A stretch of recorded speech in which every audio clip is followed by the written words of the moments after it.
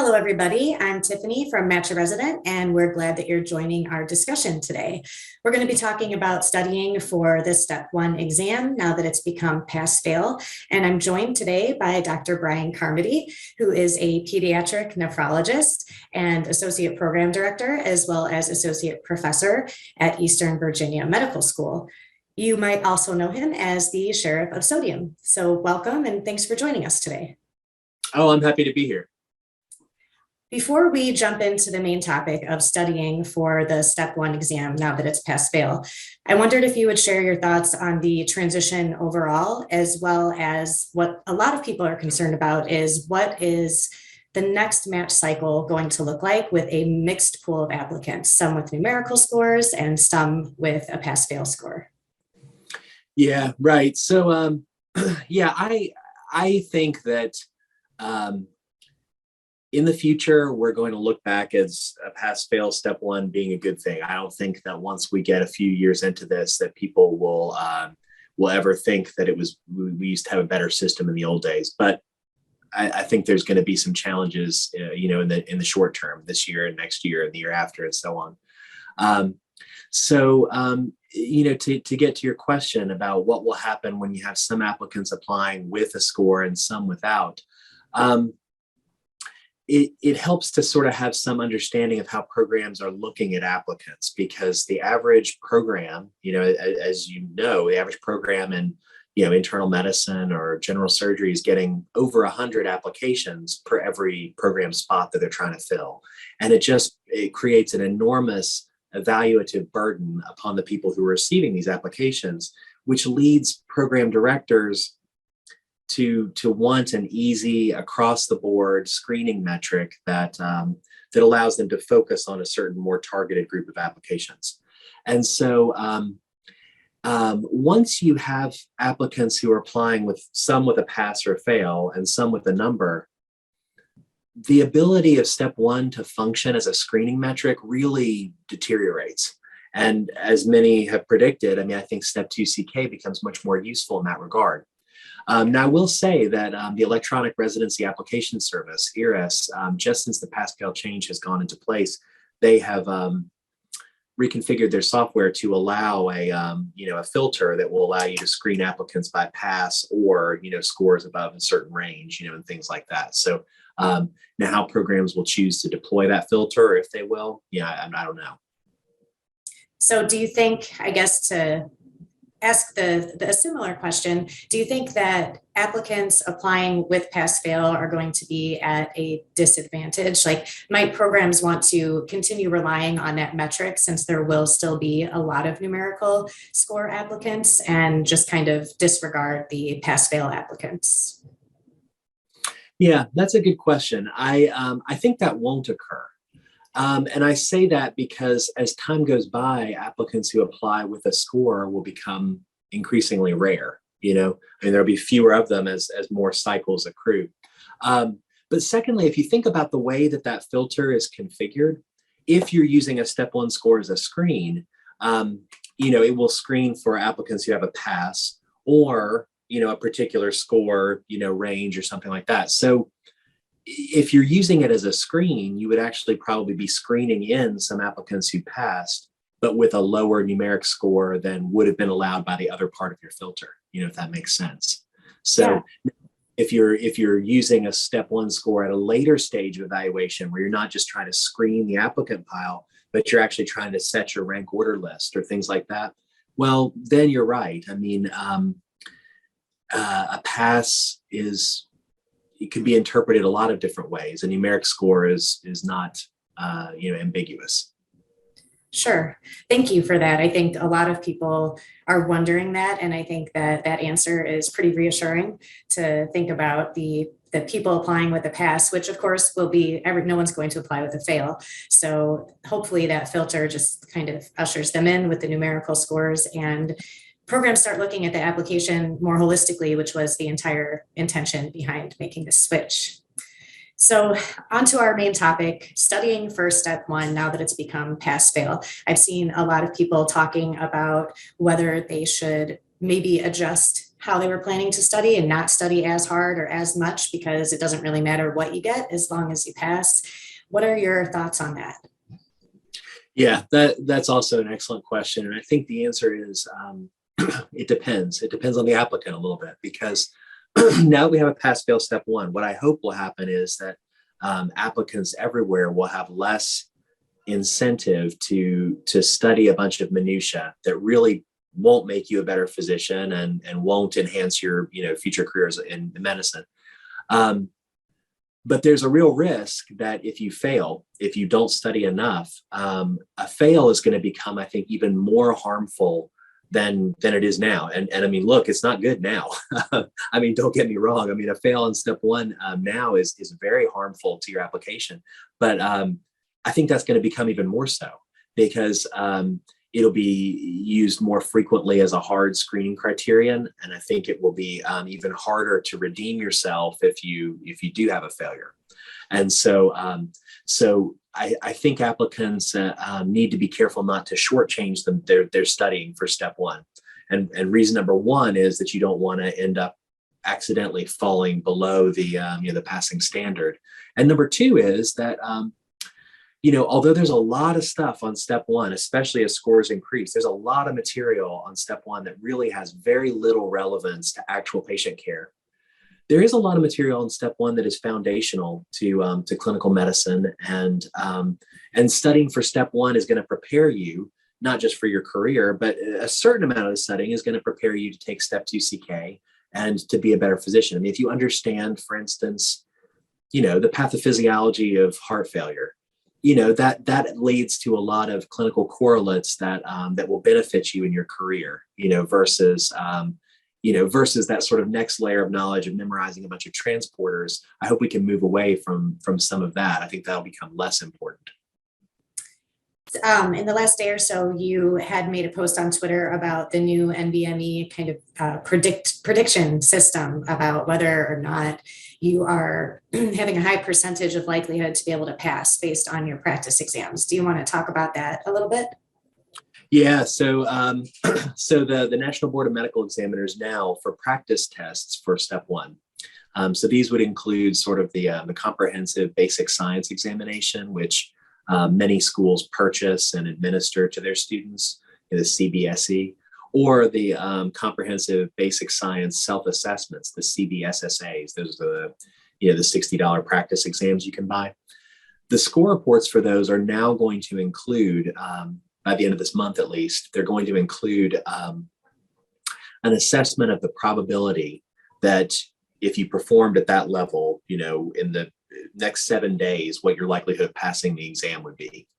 And I think that's a good thing because, like I said, you don't want to understudy and end up with a failure for that reason.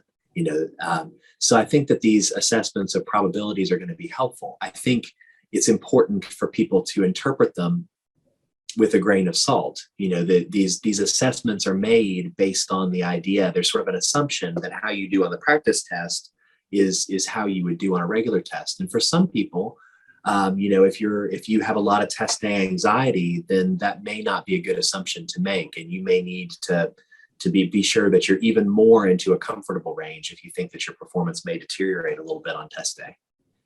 Sure. So overall, you do think, though, that it's a really helpful new tool that's going to be available, and people, like you said, can take it maybe with a grain of salt, but that it's a very positive development with the transition. Yeah, I think it's a very good thing. I think that it's fair to students. I think that it honors the intent of the exam, which is that, we want physicians that have a certain core amount of knowledge. And if you're not there, well, you need to get there. And a tool that helps you know that in a less high stakes way, I think that's a good thing. And I think it's going to help many students. So for those out there who are going to be applying with the past score, is there anything that you think that they can do to strengthen their application in a way that's going to help them stand out? Because that's another concern, is that, people are saying, I would have had such a high score, hypothetically. What if I scored a 260 and that would have helped me, stand out among other applicants? Now I don't have that in my corner. What else can I do? Right. So, I guess the first thing that I sort of feel obligated to say is that many people, and I hear those things, but it is simply a matter of fact that whatever the average score in step one is, half of the people are going to score better than that, and half the people are going to score below. And but nobody thinks they're going to be in the half the scores below. And so, so I'm going to observe that before answering your question, which is, I think the way to answer that question is, again, to put yourself in the position of a program that receives a ton of applications. There's lots of ways that applicants can distinguish themselves, but they're not all created equally as you imagine how applications are reviewed through the process. You know, unfortunately, when we live in a world of unlimited applications and programs being deluged in applications, there's a premium on metrics that you can put in an automated filter and have ARIS generate for you a list of applicants that fit certain criteria, so that you can focus your efforts on them, or even just invite them all to interview and see, you know, how things play out. And so, you know, the most ready stand-in to do what step one used to do is step two CK, because you could put in whatever score filter, you know, you want. You want to see only applicants that have a, you know, a 230, a 250, you know, whatever it is. You can limit your pile however you want to. And so, you know, for people who thought they were going to do well on step one, now, you know, you can still demonstrate your test taking ability, but you have one shot to do it with step two CK. Now, I think there's going to be a greater emphasis on other things too that are not as readily useful as screening metrics. I mean, for instance, you know, if you're someone who's done research or has done interesting, you know, community service or advocacy work or things like that, those are things that ARIS doesn't allow you to filter for. You have to have somebody, you know, read your application, or at least look at your application for them to perceive the, you know, what you're showing. And so those things tend to take more importance in sort of later stages of application evaluation, once you've already sort of, you know, done that initial thinning of the pile. But I think that there's also, you know, even though programs get a ton of applications, I think there's an increasing push for programs or program directors that feel more like it's the right thing to do to look at everyone's application. And so I do think that even things like that will assume a greater role in screening than they have historically, even with, I mean, maybe in part because of a step one, or maybe just in part because of sort of the way things are trending. So I think that if you feel like you have opportunities and talent for research or community service or advocacy or something, you know, something along those lines, I would go with it. I would go with whatever you think you have the most natural talent and natural advantages to pursue, and I would take it and I would run with it as far as you possibly can, because I still think that even though those things can't be used rigorously for screening, I still think those things will benefit applicants and will benefit your application as well.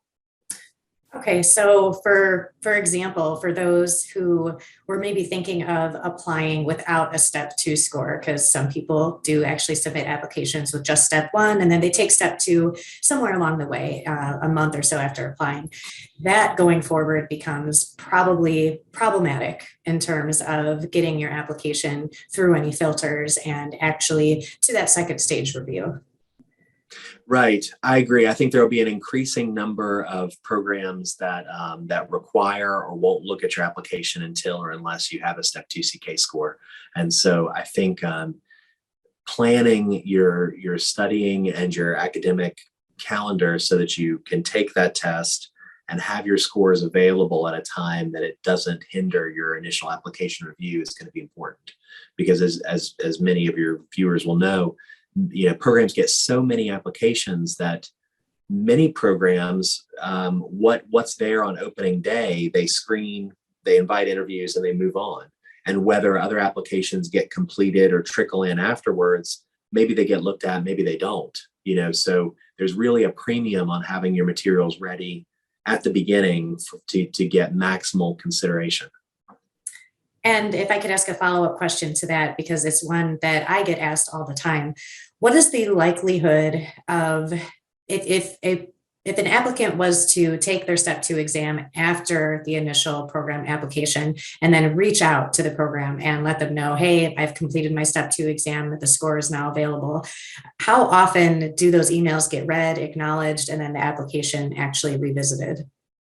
Yeah, I think that's extremely variable. Like I said, some programs, if you get 1,000, applications for your, 10-person program, you may choose your people to interview very quickly, invite them to interview, and your dance card is set. You have no other, there's no need to go back and look at the pile again and see if other people turned up because you've already got all your interview spots filled. You may even have a waiting list established. On the other hand, there's certainly no harm in emailing programs. I mean, you may not get a response, but you never know. You never know if a lot of people are going to, you may have applicants who, they initially say they're going to interview and they change their mind. They've done enough interviews elsewhere and they choose not to. And the program's sitting there with, open interview spots, and now they just happen to get an email in their inbox from someone expressing interest and saying my application's completed. I mean, you never know. So I wouldn't ever tell someone not to do that. I mean, there's certainly no harm in doing it, but I think you should understand that at some programs the ship sails early, and from the moment that applications are open for review, programs, move through them. And so you want to endeavor to have your application completed for that first pass in order to have the most opportunities possible. Sure, I think that makes sense. And I do have one final question for you. And this one I think is a little bit of a curveball.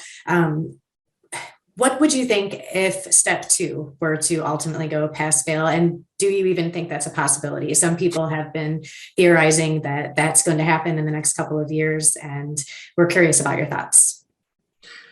I actually do think that will occur in the next several years. It may take a while, depending on how things play out over the next several application cycles.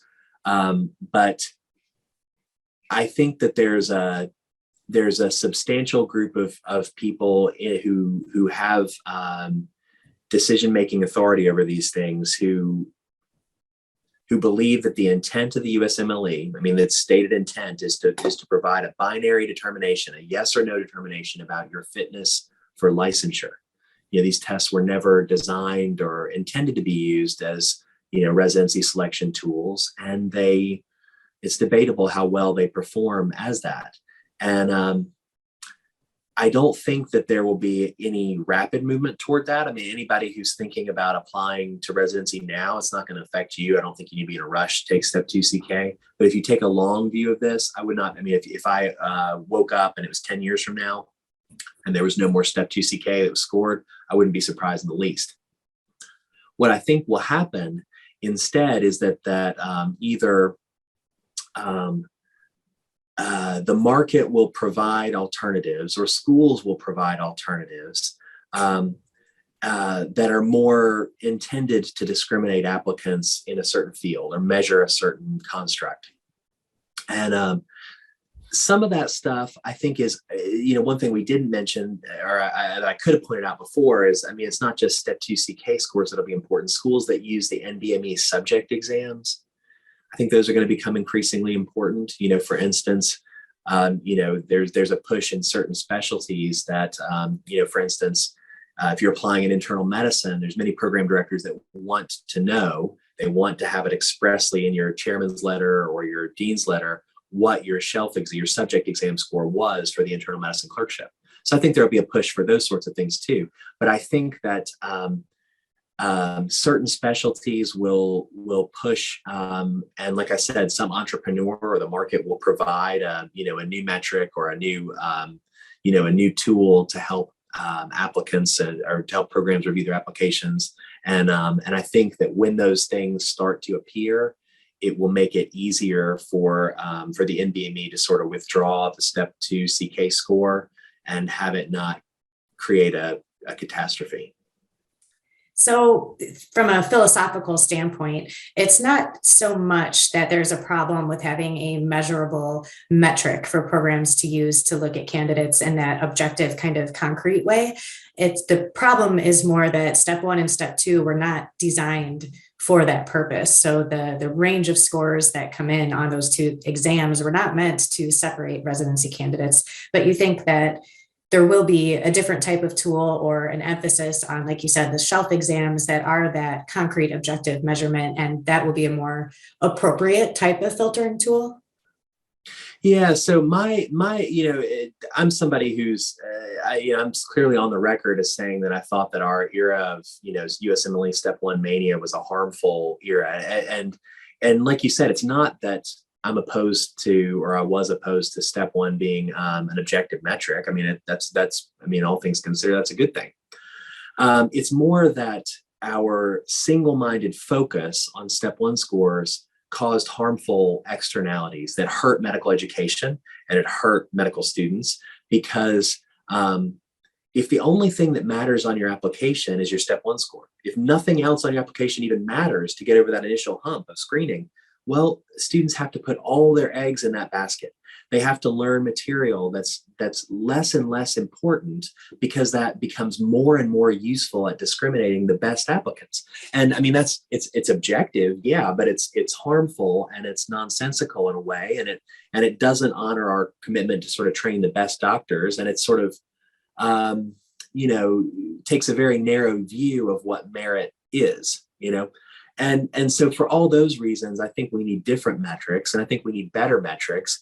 And I think that a better system, would be a system in which people have not just a single all or nothing, one test, whatever it is, to decide if you can go to residency in general, or if you can go to residency, can you go to a prestigious program, or can you become an otolaryngologist, or whatever it is. We don't need a single test to do that. I think instead, if you want to maximize human capital, you want people to pursue, well, like I said earlier, whatever you think you're best at, you take that thing and you run with it as far and as fast as you can. And we should have ways of sort of recognizing whatever that merit is. And for some people, that merit will be medical knowledge as assessed by a multiple choice question test. And that's fine. I think when it's one metric out of many, it tells you something, and that's a fine thing. When it's the only thing that we have, it leads to a harmful system that even stifles that innovation. Yeah, I think that is really hopeful news, or hopeful insight, that it really does need to boil down to a broader concept where we're looking at research, we're looking at volunteer work and advocacy, and everything as a whole package. So I think that most people who take some time and watch this video are really gonna like the way that it's wrapping up here at the end. Is there anything else that you want to add in as advice to 2022-23 applicants? I would say that, the Step One moving to pass fail, it makes for an unsettled time. And that's hard to go through as an applicant. I mean, it's as hard as you've worked to get to the point where you're applying for residency, it's hard to have an uncertain path. And I think there's a lot of fear mongering that's gone in around the Step One pass fail decision too, about, oh, well, if you're such and such, you'll never get a residency again. And I think that's all untrue. I mean, there's the Step One base system that we had. It created a system of winners and losers. But the number of people who win and the number of people who lose, for better or worse, those numbers are going to be the same. Residency programs are not going to say, oh, well, we don't have a scored Step One anymore. I guess we're just going to have our positions unfilled. I mean, that will not occur. And it similarly is not the case that, that Ivy League medical schools have a large number of students who were, going unmatched before, and now that, we have a pass fail Step One, all those students are going to match and displace other people. That's sort of silly to even postulate that. The residency marketplace is pretty much the same now as it was a year or 2 years ago. And, the way that programs choose to evaluate applications, it will necessarily differ in the future. But I think not as much as some people fear. Well, thank you for that. And thank you for taking the time today to talk with us about the step one, changing to pass fail and how that's going to change things going forward. And especially the advice on the study approach, which is to continue studying hard, that it is still important. It's not just not a big deal. It's just going to be perceived differently. And it still helps you prepare for step two, CK. Right. Well, it's a pleasure to be on. Yeah, I'm happy to chat with you anytime. All right. Thanks. Yes, we hope to do it again soon. All right. Thanks. Take care. Bye.